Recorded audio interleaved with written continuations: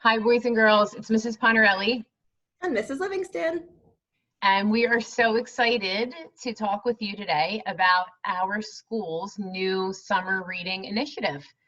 This year, all students entering grades 6, 7, and 8 will be reading the same book. It's a novel called The Lions of Little Rock. And this is a historical fiction novel that takes place in the late 1950s in the United States in a state called Arkansas. Sure does. Historical fiction actually is loosely related to, the characters are not quite real, but the events that happened are definitely real.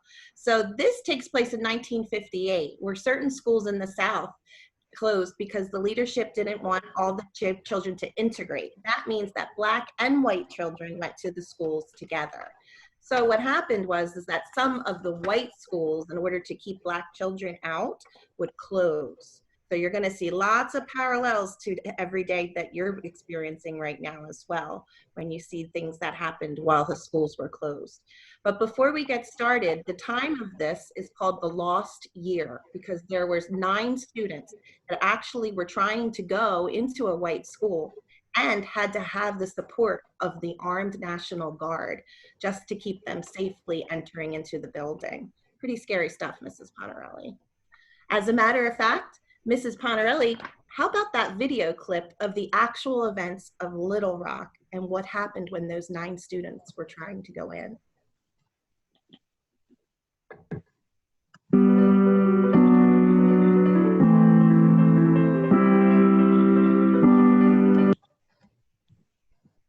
When the 1957 school year began, 14-year-old Carlotta Walls and 8 other Black students were expected to integrate the all-white Central High School in Little Rock, Arkansas.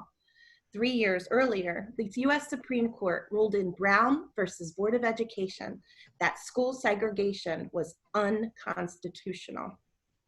That means against the law, right? Sure does.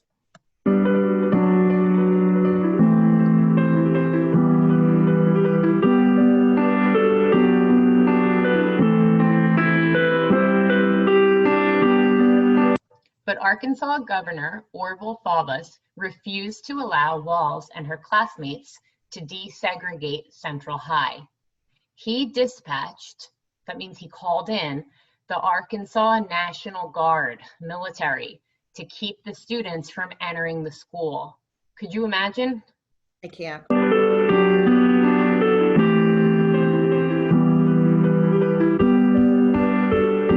I have therefore, in accordance with the solemn responsibilities and the oath of my office, taken the following action. Units of the National Guard have been and are now being mobilized.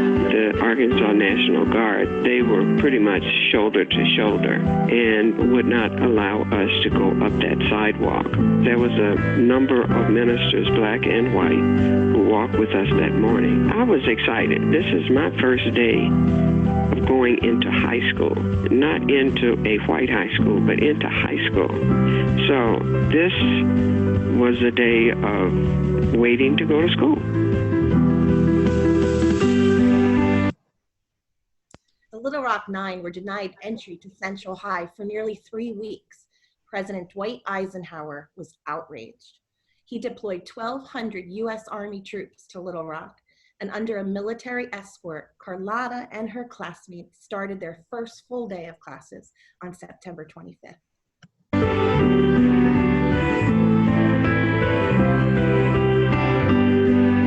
Mob rule can not be allowed to override the decisions of our courts.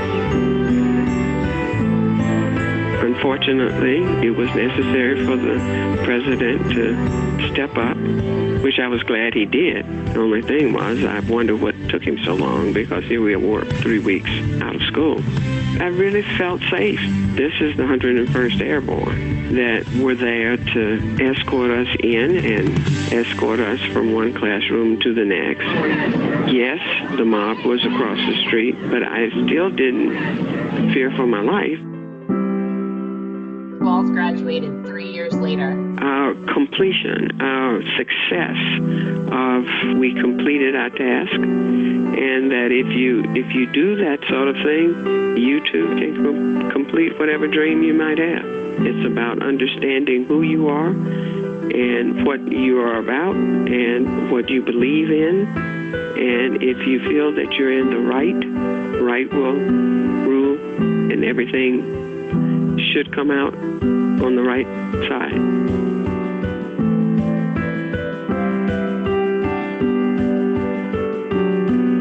Little Rock Memorial stands on the grounds of the Arkansas State Capitol in Little Rock.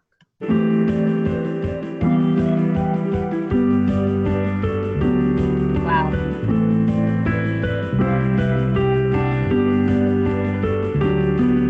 So here's what's really cool, Mrs. Pontarelli, is in this story, The Lions of Little Rock, it takes place during that 2 to 3 week period where the high schools were closed. The elementary schools were still open, but they were still segregated.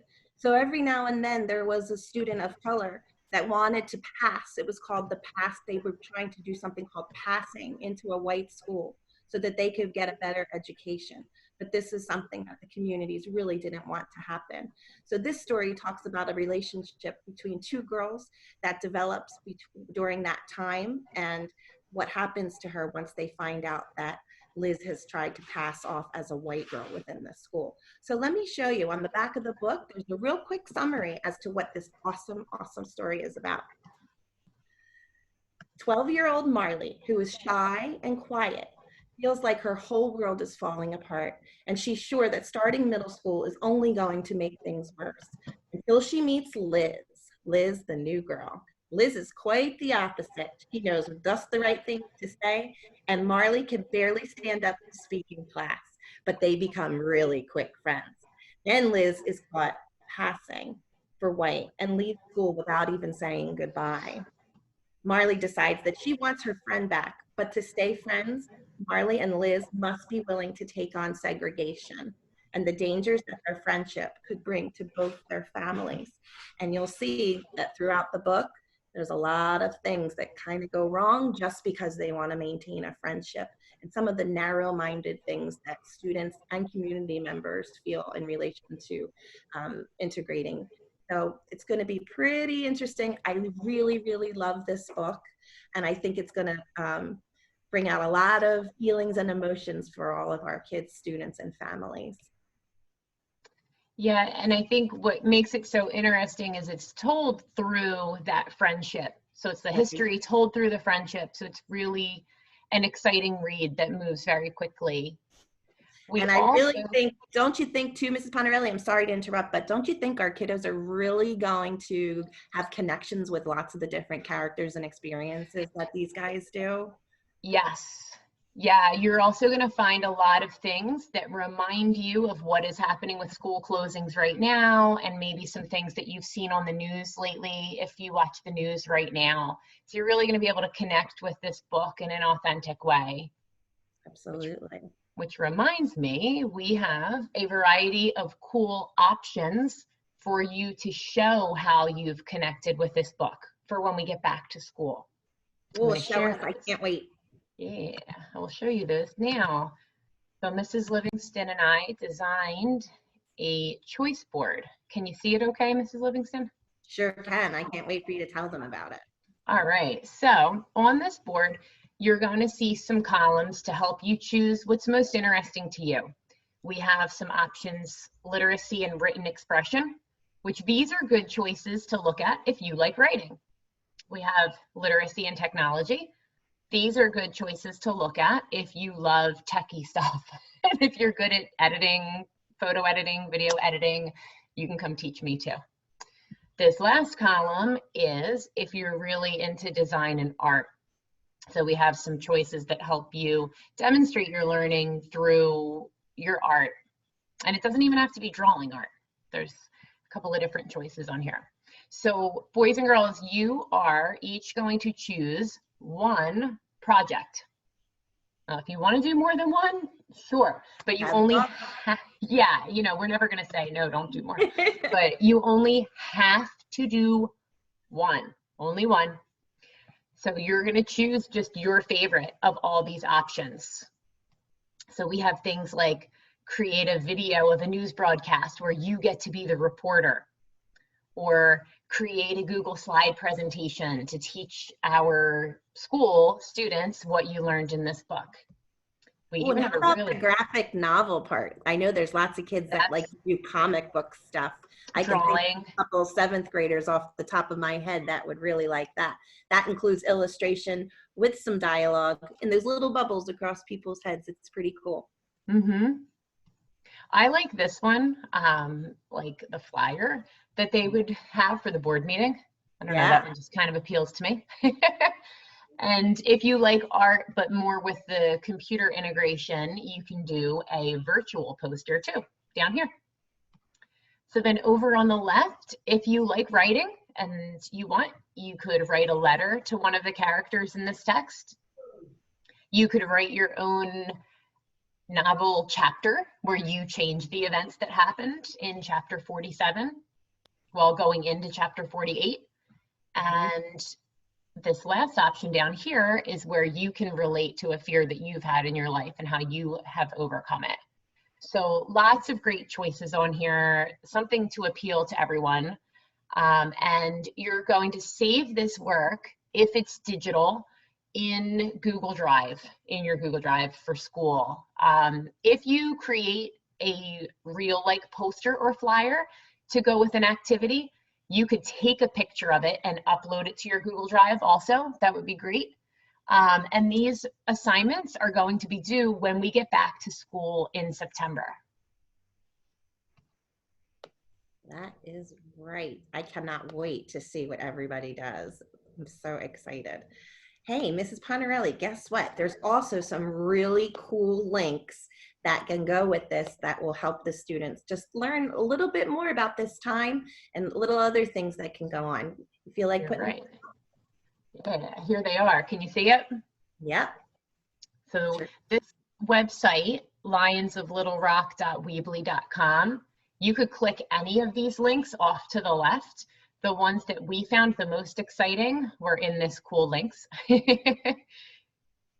So there's some things that you can check out here to learn more about the Lost Year, more about the Little Rock Nine, or other things that you're going to hear about as you read this novel.